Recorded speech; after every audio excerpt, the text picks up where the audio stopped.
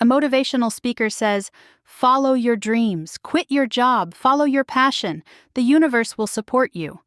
And everyone in the room applauds, excited, inspired. But an hour later you go home, and reality greets you. Rent, bills, credit card debt, family responsibilities. And you think, follow my dreams? What if I lose my job? What if I fail? What if the universe doesn't support me? Here's the question. Is follow your dreams realistic advice? Or is it a privilege's luxury? Think for a moment. How many times have you received the advice, follow your dreams? How many times have you said, follow your passion? And how many times could you actually apply that advice? Probably very few, or never, because there's something. Dreams have a price, and that price isn't payable for everyone. Today, I'm going to tell you something. Why the follow your dreams advice doesn't work for most people, and maybe what a more realistic path could be. Let's begin. Here's the truth nobody tells you. The motivational stage and real life are very different. On the motivational stage, lights are bright, music is loud, speaker is charismatic. Follow your dreams. Everything is possible. Believe in yourself. And in that moment, you believe too. Yes, I can do it too. I can follow my dreams too. But in real life, no lights, no music, just alarm. At 7 a.m. To go to a job you don't want. There's rent, due on the 15th. There are bills, water, electricity, internet. There's credit card debt, growing a little bigger each month. There are family responsibilities, mother, father, maybe children, maybe. And following your dreams? That seems like a luxury, an unreachable luxury. Here's the problem. The motivational stage ignores real life. It talks as if everyone has the same starting point. But everyone doesn't have the same starting point. Now let's open this conflict. Dreams versus bills. On one side, dreams. Your passion. What you love. What you want to do. What feels meaningful. Maybe being an artist. Maybe being a writer. Maybe starting your own business. Maybe traveling the world. Dreams are beautiful. Dreams are inspiring. Dreams excite you. On the other side, bills, rent, food, transportation, health, debts, responsibilities. Bills are boring. Bills are stressful. Bills scare you. And here's the conflict. Following your dreams makes paying bills harder. Paying bills prevents following your dreams. And you're stuck in the middle. The motivational speaker says, choose your dreams. But real life says, pay the bills. And most of the time, bills win, because bills are urgent, dreams are postponable. Then there's this. The motivation industry, a multi-billion-dollar sector. Speakers, books, seminars, coaches, all selling, live your dreams. And you buy it. You buy tickets. You buy books. You buy courses. Because there's hope. Maybe this time, maybe this person will show me the way. But does it work? Mostly no, because the motivation industry is selling a fantasy. The fantasy is everyone can follow their dreams. Everyone can succeed. All you need is to want it enough. But this is a lie, because success doesn't come just from wanting.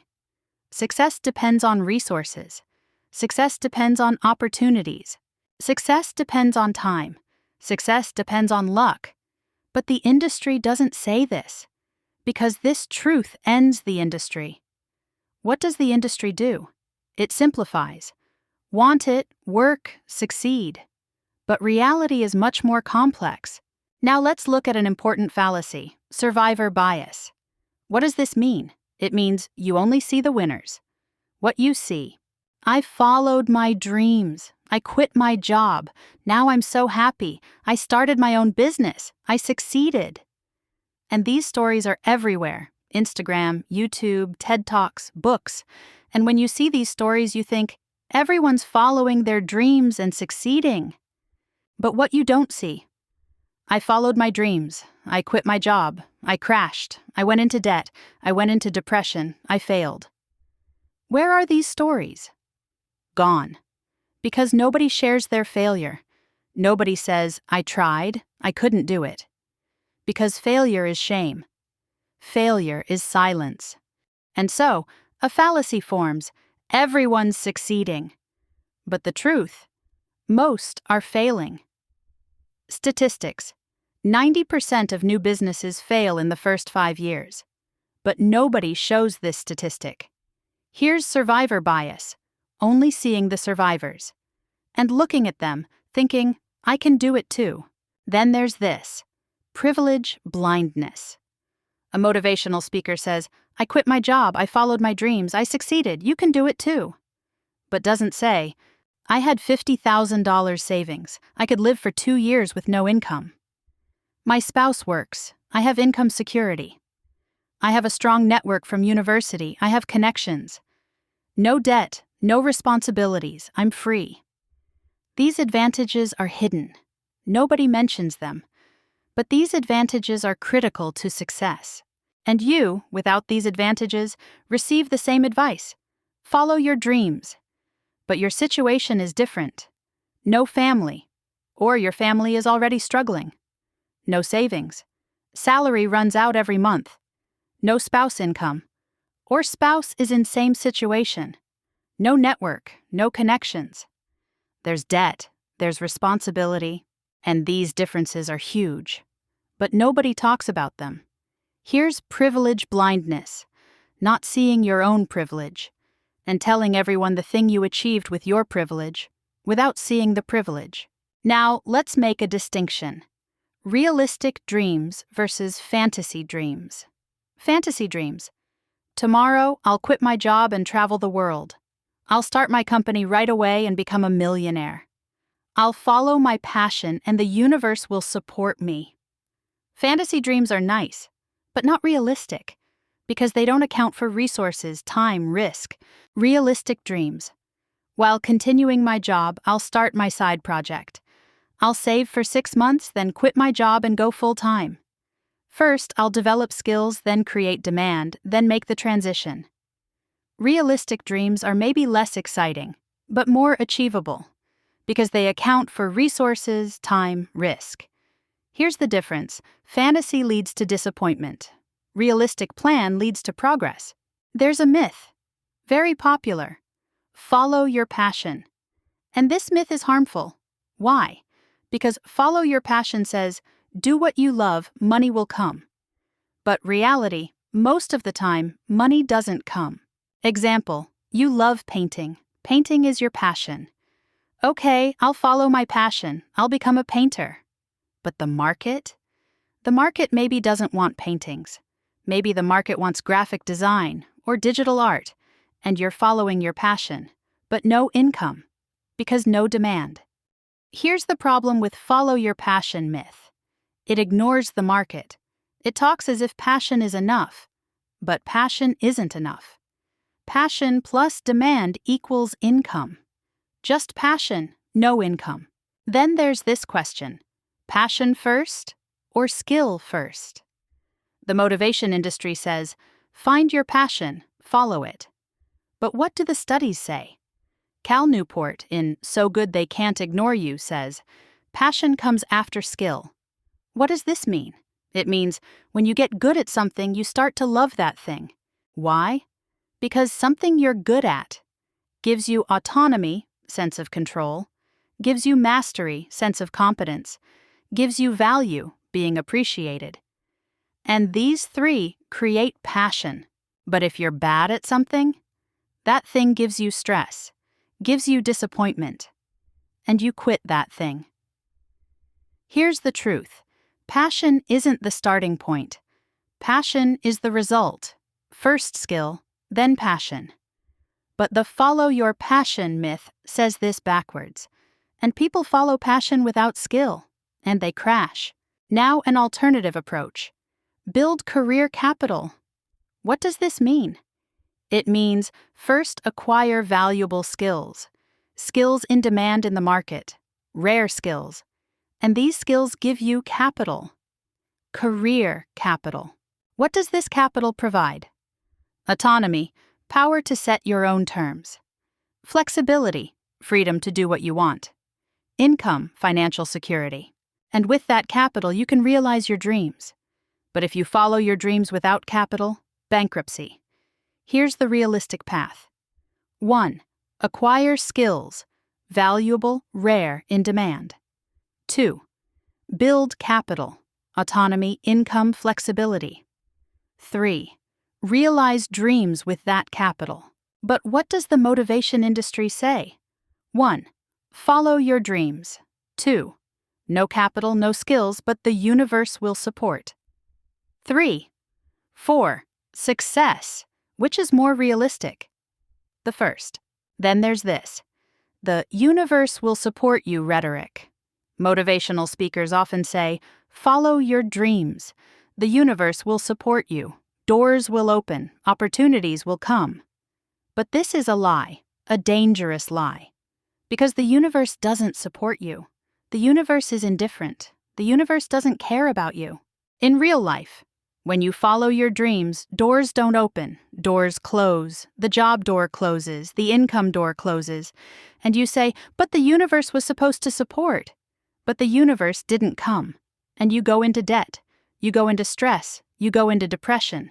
Here's the harm of the universe will support lie. It leaves you unprepared. It throws you without facing reality. Truth, not the universe, you will support. With your own plan, with your own resources, with your own effort. Now let's get practical. If follow your dreams isn't realistic, what should you do? Step 1. Clarify your dream.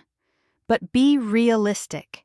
Change travel the world dream to visit 2 countries per year.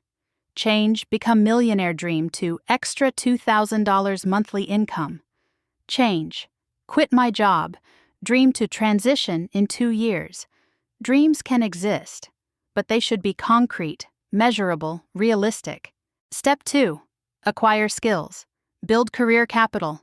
Don't follow your dreams. First, acquire skills. Skills valuable in the market. You're a graphic designer but no demand.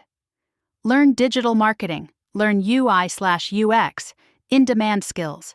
And these skills give you capital, income, autonomy, flexibility.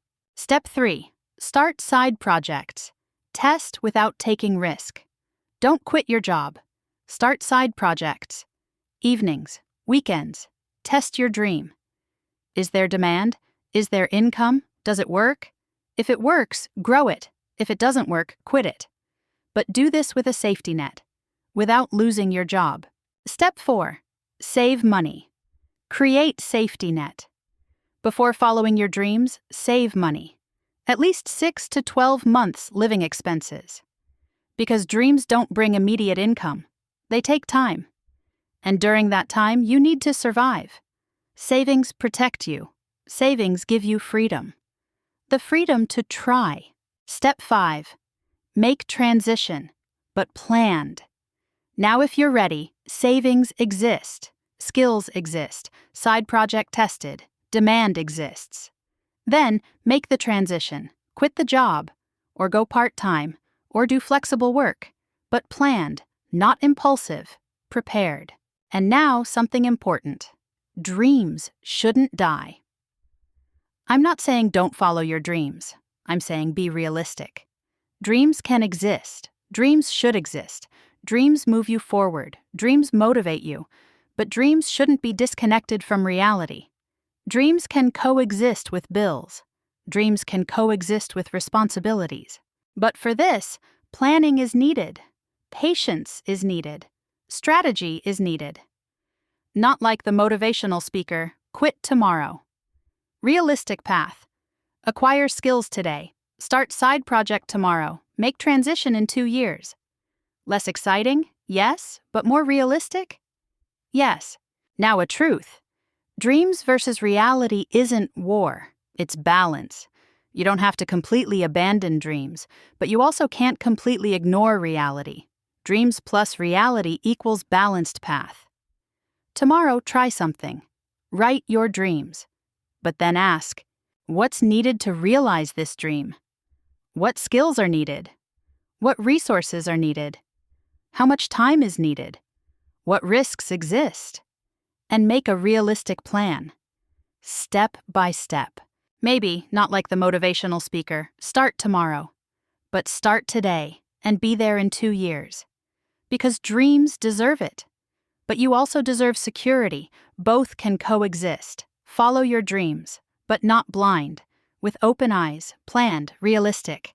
And maybe then, both dreams come true and bills get paid. If this video made you feel something, don't forget to subscribe. Because what I share here isn't quick fixes. It's deep understanding, realistic planning, and balanced living. Follow your dreams, but in peace with reality.